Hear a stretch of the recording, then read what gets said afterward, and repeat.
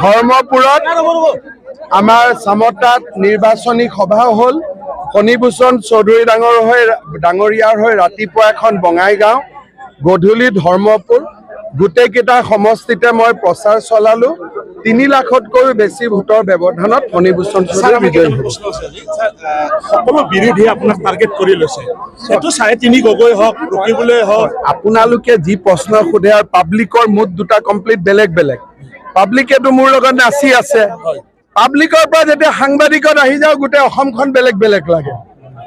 পাব্লিকৰ তাততো কোনো এইবিলাক প্ৰশ্নই নাই। পাব্লিক আছে অৰুণোদয়, চাকৰি, মোদী।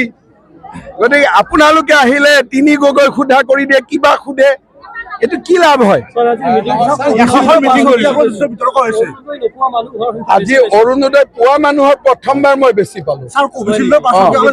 আমি অসমত মই বহুত জেগাত মিটিং কৰিছোতো, বেলেগ জেগাত অৰুণোদয় নোপোৱা বেছি হয়। ধৰ্মপুৰতে প্ৰথম মই মিটিং পালো য'ত অৰুণোদয় পোৱা মানুহৰ সংখ্যা 2/3।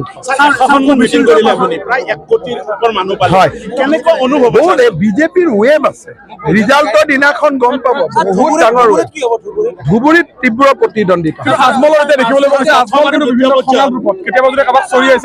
আজমলৰ কথা মোক কিয় সোধে আপোনালোকে? আজমলক লগ পালে আজমলক এইটো হৈছে কোনোবা মানুহে নপঢ়া নুশুনাকৈ কৈ আছে আমি সকলোৱে কোভিচিল্ড লৈছো। আমাৰ কি প্ৰব্লেম হৈছে? কোভিচিল্ড লৈ দেখোন হিমা দাস লভলিনাই অলিম্পিকত মেডেল লৈ আহিলে।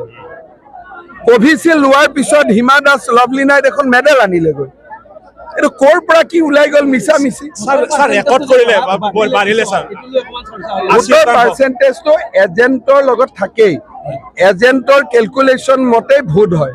কোনোবাই যদি এজেণ্টৰ বহি আৰু ভোট নিমিলে তেওঁ প্ৰশ্ন সুধিব পাৰিব।